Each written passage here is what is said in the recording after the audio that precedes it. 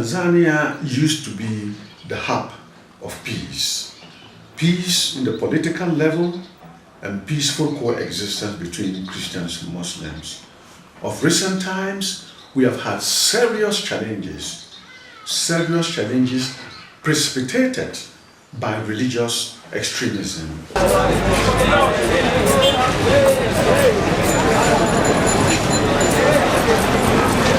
What I've seen here during the last 3 years I've been in Zanzibar is that there's an increasing radicalization or extremism between Muslims and Christians.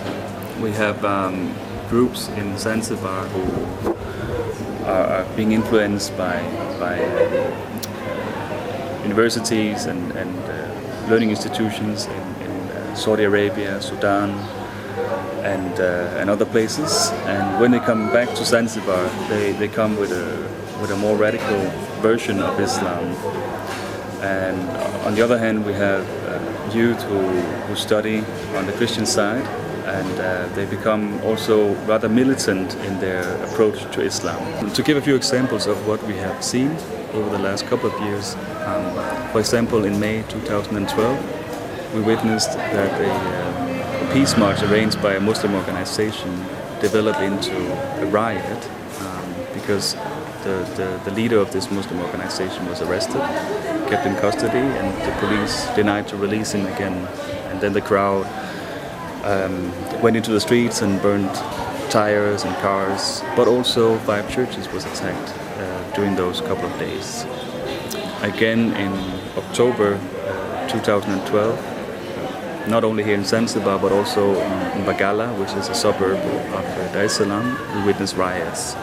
It was started when a boy of 15-16 years old decided to urinate on the Quran, and the community in that area became very upset, and again it resulted in 6 churches being attacked during those riots. Another example is in Tunduma, in the Mbilinyi region, in the southern part of Tanzania, where some demonstrations over the rights of butchering, which is a contested issue these months in Tanzania, developed into violence, and a mosque in Tunduma was actually attacked and destroyed.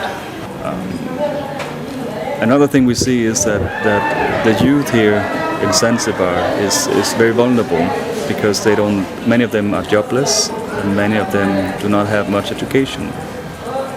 So they are vulnerable to people coming from the outside and promising them a better life, or maybe even promising them fast cash.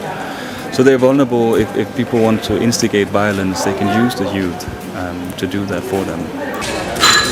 My name is Lusungu Mbilinyi. I'm a pastor in the Evangelical Lutheran Church in Tanzania, but I'm also the youth coordinator of Zanzibar Interfaith Center, which is a center that is trying to bring Christians and Muslims together in Zanzibar and make us work more in harmony. And I'm trying to do this. It is important to work with the youth because in many cases the youth are used to instigate violence because the youth are energetic and they have the power to do a lot of things. But it is also important to work with the youth because the youth are the ones who in violence are in most of the times the most affected part. They are mostly affected with violence, and that's why it's better for them to work against violence. But it's also important to work with the youth because the youth are the one who have the most energy, and it's good to use their energy in a positive way of building peace instead of using the energy to create violence.